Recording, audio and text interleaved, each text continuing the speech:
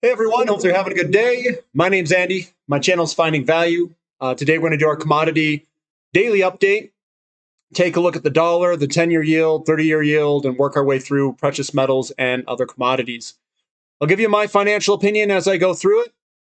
And if you guys need help navigating these markets, you can sign up for finding-value.com.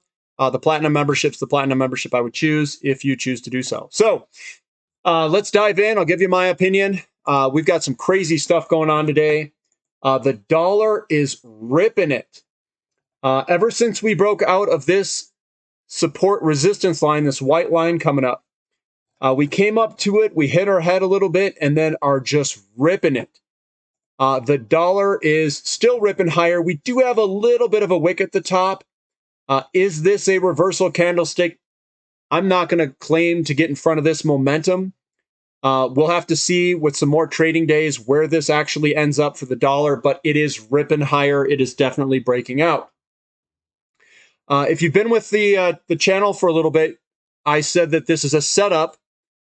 This entire setup here was the lead-in pattern for this big move higher. I said that it was going to go higher. Dollar, to some of these commodities, it is kind of a headwind to some degree with some of those commodities. Not all of them, but some. The 10-year yield ripping higher, 4.9% higher. Again, this to me looks like we've got more upside left. It's just ripping it. And you look at a big long-term perspective. We had a rising interest rate environment in the 70s, a huge decline of interest rates in that disinflationary period from 1980 to 2020. Since 2020, we have been ripping higher. And we have massive move, this breakout, ever since we've broken out of the 3.1 area. It has been ripping it. Now, increasing interest rate of the 10-year, increasing dollar, that is going to slay some stocks. So it's a heavy headwind for stocks. And even commodities are not maybe going to like this type of environment with an interest rate. I mean, this is a 4.9% interest rate today. This means that the market is destabilizing the debt market. This is kind of a big deal. People don't like seeing rates or yields go up this much this quickly. It's kind of a factor of destabilization in the markets, especially if you're seeing this across a whole bunch of different markets. You're seeing bonds crater over in Europe. And it looks like bonds are cratering. Bond prices are cratering over here with yields surging higher. TLT, which is the bond prices, yields going higher means prices are going lower. And it's down almost 2% on bonds. This is a slaying for bonds here. We peaked out at about 170, 180 on this, and we are all the way down at 103. And it looks like aftermarket, it's even going lower. Looks like we need to get these bonds under control, guys. I don't think this is a form of destabilization in the market with bond yields and prices. Yields going up, prices going down. They're inversely correlated. And then TYX is also heading higher, 2.38% on the 30-year Treasury bond yield. And that is also smoking it to the upside on the long term out of this huge major breakout of yields. So we're seeing a huge break. And I would say almost a destabilization of the bond market as these things just go rocketing higher. People are running for the exits is what it's showing us. We're getting that huge rotation of money. Looking at the CRB index, we are continuing to head lower in the CRB index. We've got a nice down day. I still think this will continue until we see some stabilization. This is an inverted bear flag pattern. We're coming on down. I do think it's possible to even hit this 230, 240, all the way to 220 to 240 region. I think that's possible if it wants to go that low. So we are pulling back on the commodities. This doesn't mean that we are down and out for the count. What this means is that we're getting our first big pullback in commodities. And if we were to zoom in, we've got wave one's up. We're going to come back. and then I think we're going to rip it. I think that this general vicinity is probably where we're going to come into by looking at the size of this pullback. So that's kind of what we have with commodities. Gold definitely does not like higher dollar, higher yield in that combination. So we are breaking lower. I do think that there's further downside ahead of us. We're at 1622. We've got very strong support at 1375 if we decide to go that low. There's also strong support in this general vicinity here at about 1530. So 1530, flip it around 1350. Those are the ones that I think we could potentially go down to. Silver also getting sold off today, finishing strong to the downside. I don't see this stopping yet. We need to get some buying pressure in there. But right now we've got two strong selling days in silver. Platinum faring much better. We're at that line of resistance. We're down to 847. We're coming into the cost curve of some of the higher cost producers of platinum. So I do like platinum down here. It's the cheapest on a ratio basis. We're holding our own. It still looks a little bit weak. We need to get some footing underneath this. We do have a small contracted day today. We're right at support. We'll have to see if it holds. But right now, the overall markets are looking pretty weak. XEU to gold ratio heading a hair lower. Not really a reversal candlestick or anything yet. But that's the XEU to gold ratio. We still have not broken out again of this long-term breakout line, but we need to break and move on higher for us to have happiness in the gold and silver mining companies. CLJ still taking it in the face, down 2.76. We are heading a little bit lower. I don't see the bottom yet. I'd like to see a reversal candlestick. We do have support in the general vicinity of where we're at. GDX also heading lower. We're coming down to that support line region. And that support line region, we are still getting some selling pressure. We're sitting right on the support line with a teeny wick at the bottom. Still a lot of fear in this market, still a lot of sellers, and I don't see the bottom yet. Crude oil, we had a nice little reversal here. We were up in the morning and then bam, it just turned around and headed lower. If you look at the long-term positioning here, we've got nice good support coming up right at the price that we're at, about $75, $76, somewhere in that range. We're coming up to that support level. What I'm looking at is this sideways motion we had here, and that level in there is between 62 and 75, where we have that nice support level. We should be holding in that area. Now, if you look at the actual physical inventories, year over year, we're down 17%. We're sucking down SPR juice, the Strategic Petroleum Reserve juice. The physical market is still incredibly tight. We are eating through our supply inventories. And at some point, this will turn around. But when the financial markets are scared, when the financial markets see interest rates blowing to the upside, you could see selling pressure across the markets, which we're seeing. But we're at support. I think that this is one of the causes of our problems: money printing, debt, and then energy constraints. And that's where we are in crude oil. Natural gas, a little bit stronger today, but again, I wouldn't jump in front of this momentum train. We do have a shoulder, head, shoulder. I think that we are probably going to head somewhere in this region down here. And that is where we're going to ultimately end up. This will be one heck of a buying opportunity. Why do I say that? Because natural gas worldwide is priced ridiculous overseas. We'll get the liquefied natural gas terminal back online. We're in between heating and cooling seasons right now, and we're going to see some weakness. I said this on the platinum, for the platinum members, that I expect a pullback in the fall. This is that pullback. And hopefully we can get down to this region down here and I can buy the poop out of my favorite natural gas companies. If you want to know what those companies are, you can definitely sign up for the platinum membership in Fighting-Value, and you can see those companies. I have them posted, and you can ask during the question and answer sessions which ones I like. And I did share that last question and answer session. I've got the video posted. XOP, yeah, you know me, still heading lower. Again, I don't see a clear reversal here yet, and I would be waiting to see for a reversal down at that 105, 107 area. And it doesn't look bad on the long term. The long term, we had resistance coming through here, which we touched. We've got good support down at that $107 level.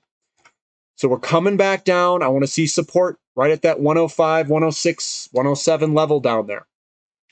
That's what I'm at least hoping for, and hoping doesn't get you anywhere. We have to see the markets give us evidence of a turn. So that's what I'm looking for. OIH also selling down some more. We could see further downside. We are breaking out of our support area to the downside. So now we got to hold on. We got to wait. We got to see where the buyers show up. Oil is still selling off.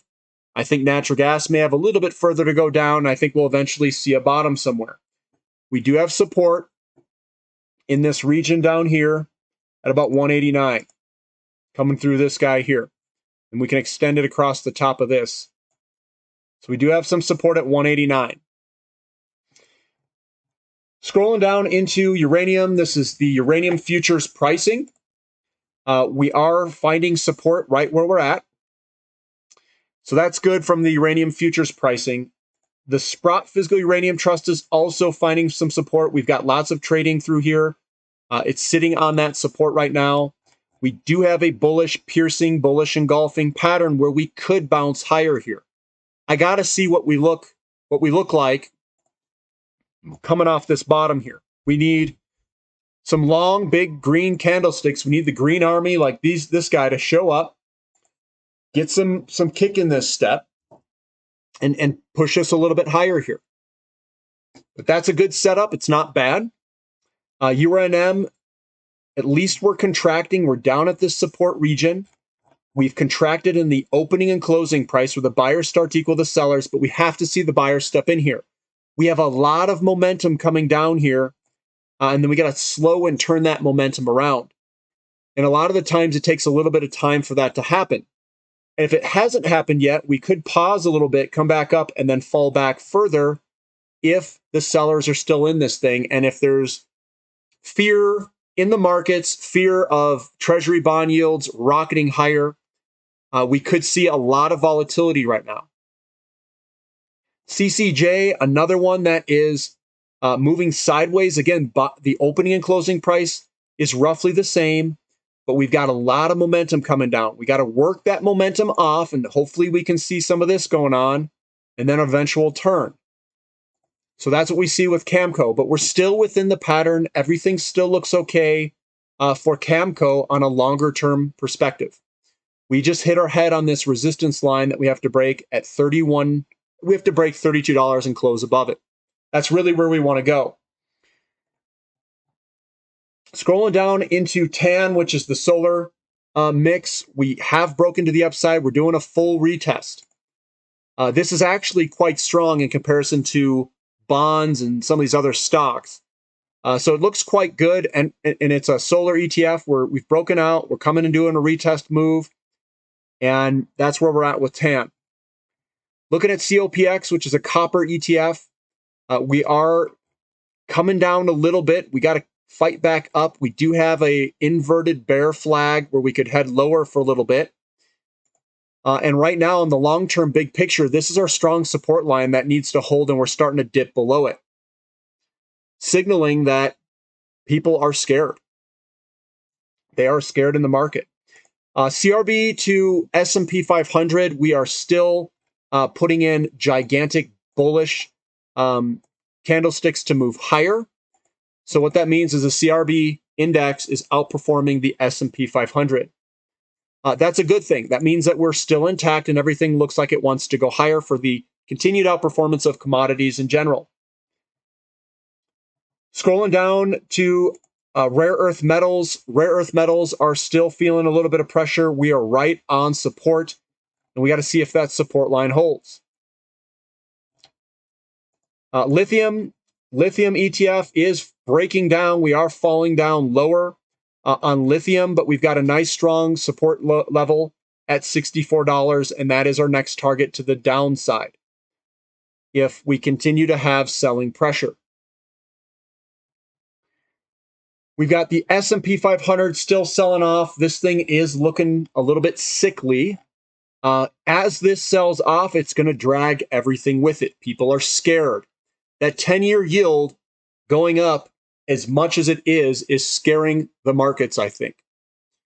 And then we're seeing rotation into dollars, and people are scared, and we are continuing to sell off. We want to hold this level right where we're at. If we lose this level, we could see a big sell-off in the S&P 500. The U.S. Composite Index is a little bit more flat, still a down day, and we're right at this support level. We lose this support, we could see a big decline in price. Looking at EEM, the EEM is going to continue to head lower as long as the DXY heads higher.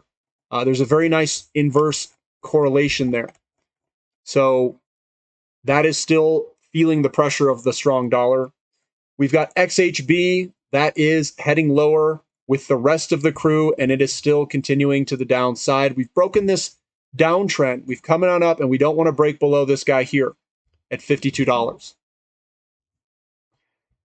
We've got lumber also selling off. It's looking like it's heading lower. I think we're seeing a little bit of a slowdown in home building. It's still above average, but slowing down, and we're obviously seeing weakness in lumber. Nickel also seeing a little bit of weakness today, down 3.57%, but still looks all right. Cocoa futures basically flat, right on that support area. We've got wheat. Wheat is heading a little bit lower today. The overall increasing 10-year yield is impacting most everything. People are getting scared. A little bit of selling pressure in soybeans as well. Corn's also selling off some. Again, we've got support down here at 63.80 or so. And then copper continues to sell off. We want to hold the 325 level of copper. If we break down, we could see more selling pressure in the markets, a weaker economy. And that's what we're dealing with.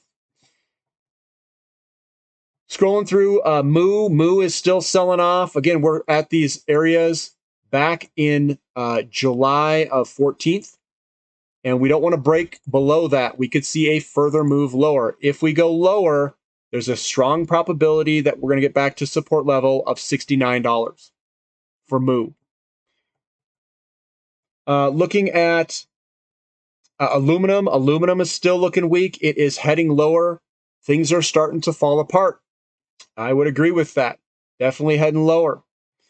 And then we've got Baltic Dry Index, which is actually reversing higher, very much so, and is right at our support resistance line, moving downward up. So that is the Baltic Dry Index. So we're still seeing the selling pressure in the market, guys. And like I said, over the past few weeks, I'm accumulating cash, holding on to it, and waiting for this stuff to bottom to deploy in my favorite sectors and companies. So we're still seeing that pressure. 10-year yields are going ballistic here. Same with the dollar. The dollar DXY, the relative strength of the dollar is very strong. Not the absolute strength, the relative strength. And right now, I'm just kind of waiting this out. Waiting it out. I haven't sold anything. I'm accumulating cash of what I make, and I'll deploy when I think it is ready. So that's what I've got. If you guys like the content, give me a thumbs up. Subscribe to the channel, and subscribe to the website if you'd like. I will catch you next time. This is Finding Value.